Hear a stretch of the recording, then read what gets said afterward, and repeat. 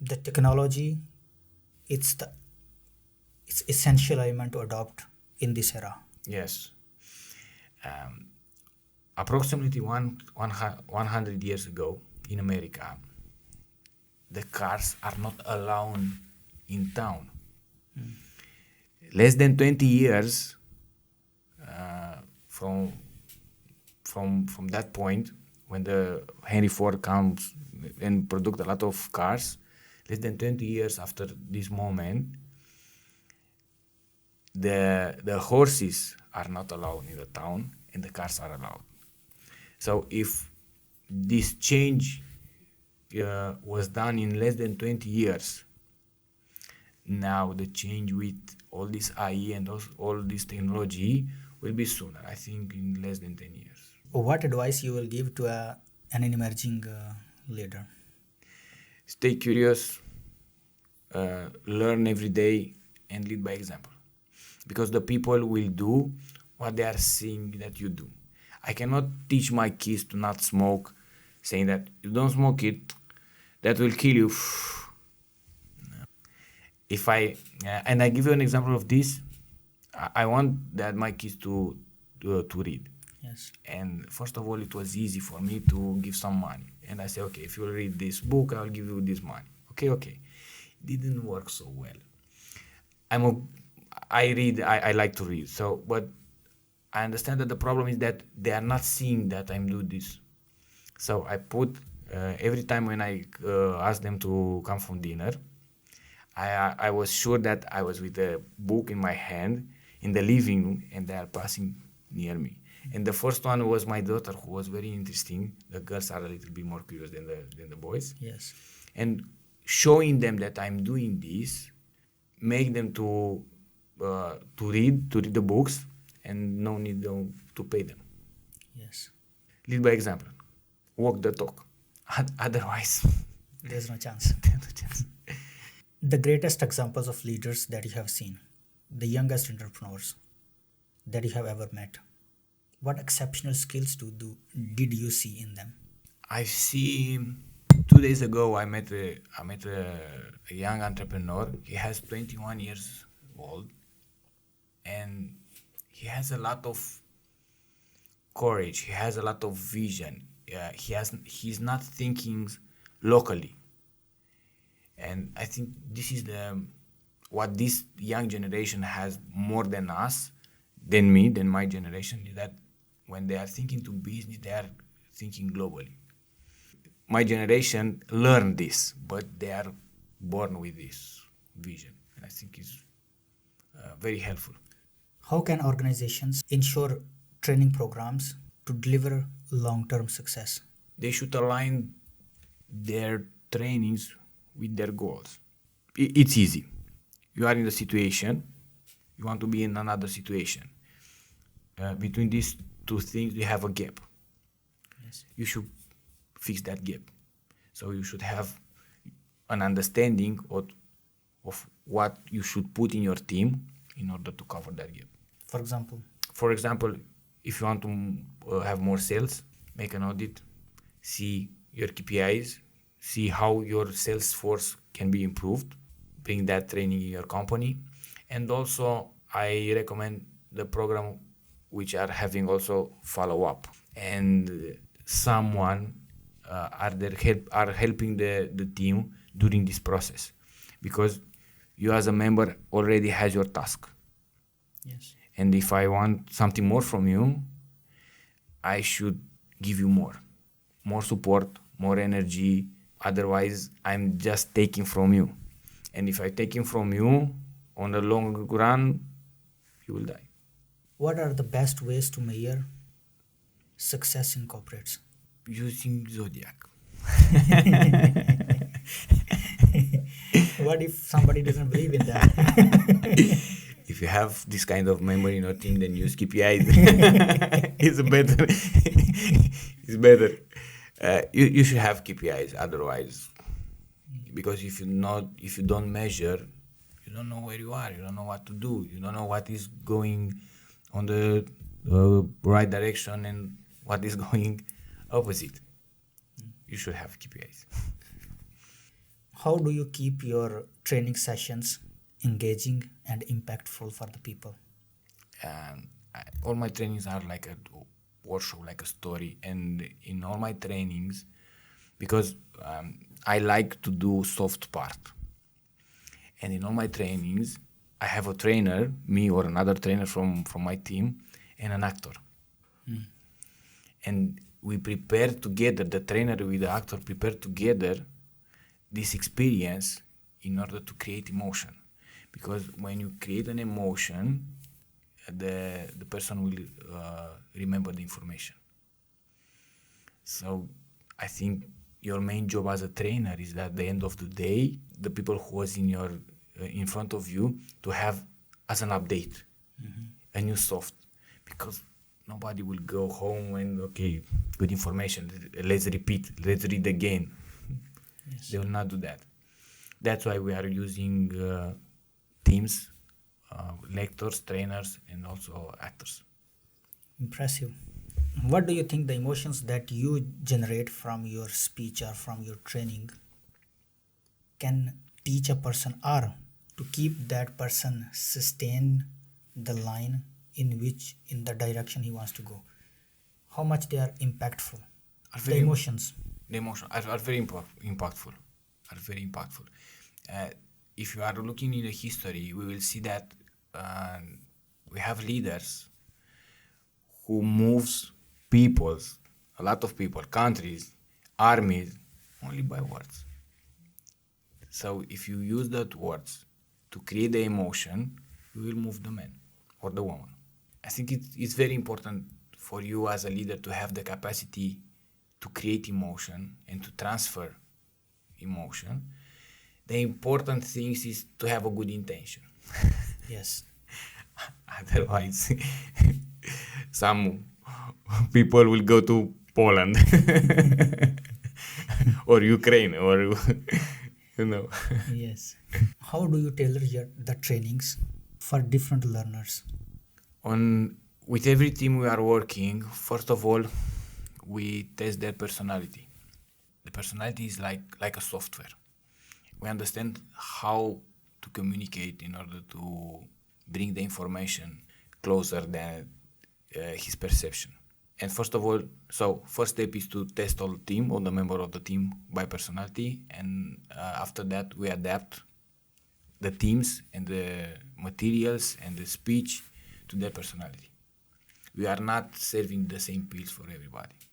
It's not working. Yeah, so it means like you are also half psychiatrist. Yeah. What role storytelling plays in the corporates? Helps you as a leader to make your concept or your ideas to be memorable. Otherwise, I will forget what you tell me. If you are my leader and when you tell me something, you are not telling me a story, you are not ensuring that you create a small emotion, I'll forget. Positive storytelling, I mean, in which you are encouraging, or a failure story, do they impact the same on a person? Depends on the situation or of the person. As I said, we don't use the same pill. I don't recommend that. And you cannot, with the same tool, repair everything.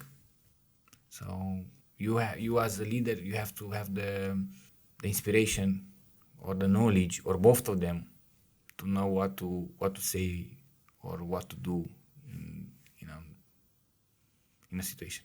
According to your opinion, how does the remote jobs have changed this hybrid system, working from home and office, have changed the corporate system? Corporate system. Corporate system show us that we can perform very good even if the distance between the members are bigger. Also show us that we can use more technology to make our work easier. In the same time, we have the problem with some of our clients, big corporation, that they cannot promote their political because from time to time you have to bring that people together. Otherwise, I don't know your values as a company. I have to meet you. I have to see you. Yeah, I have some problem with some manager that say half of my team I didn't know. If I meet at the supermarket, I don't know that is my team because we are working. The cameras are off. Yes. I don't know who is behind. So from time to time, you have to meet in, I don't know, in the office, maybe to spend sometimes Team building. team buildings. But don't you think that this also cut out the expenses for the corporates? Yes, yeah. This remote working cut some expenses. You have to, but it's not working in the same way to all the industry. And I tell you from my company, I have a company, and half of the team they have to be every day to the office, and the other half of the team they don't have to, because this is my vision in order to reach our goals. You have to adapt. So in your team, half of the team should be there, and if they talk to each other and they just wants to stay home for a month, they can do it. Yes. But they can communicate between each other, or it's you that you communicate with them. Yes, the team who makes payroll for my clients, they can stay home because they are operating only with numbers, and then the numbers are not very complicated.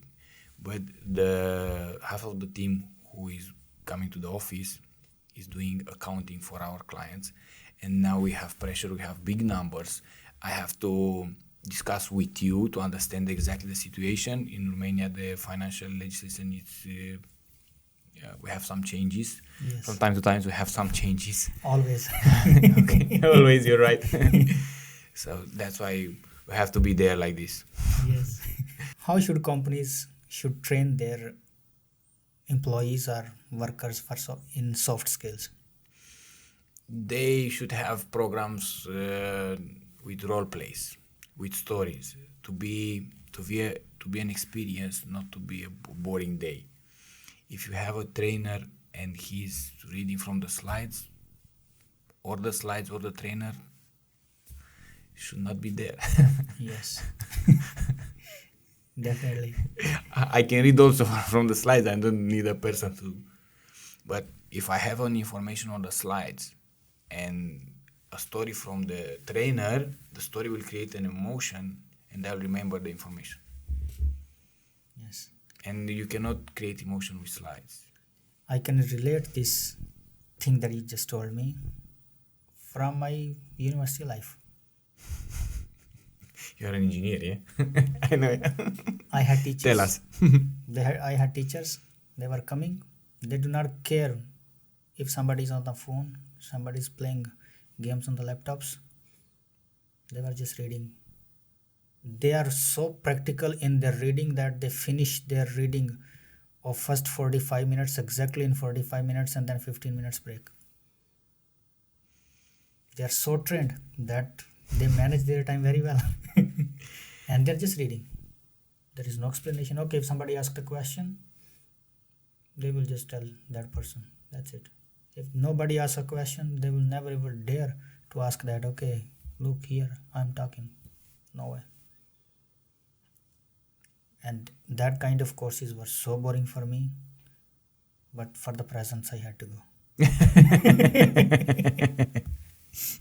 Yeah, I understand you. I was there too. What are the common mistakes that organizations make in training? The HR departments have to deliver some trainings because they have this KPI. Yes. And they are doing like in your story with your teacher. I give you the training. I don't care if it's no relevance for you or poor quality or nobody is doing follow-up. From their point of view, they reach the KPIs. But the team who was involved is not so happy. So these are the problems. Yeah, you have to understand the process and to ask your question. If you will be there, it will be helpful. Not just buy a training because it's in your KPIs. you will send your family to that training. No. So don't buy for your team. If it's not good for your family, it's not good for your team. How you can convince a person to think like this? Praying to God. I don't know. I hope that we are educating day by day, and through this process we are becoming a better human. How do you foster continuous learning in the workplace? Using curiosity, using growth mindset, using your emotional intelligence, using your capacity to connect. For example, In what industry you want an example? in teaching industry. Teaching industry. If you are making a course and that course is not updated and is not delivering an information which can be useful now and ideal useful also tomorrow, you are working your work is not good. So you are spend your time just for make a KPI. Okay, I make a course. How important is executive buy-in for corporates? It's important for participation and for cultural adoptions. If I'm in your team, in order to buy your story, to buy your vision, to buy your command, I have to buy you as a person. If I don't buy you as a person, I will do my job only for money, which is okay, but it's not great. If you have in your team people which are working for you as a team, as a goal, as an idea, as a dream, of course they will get paid, but the atmosphere and the results will be totally different.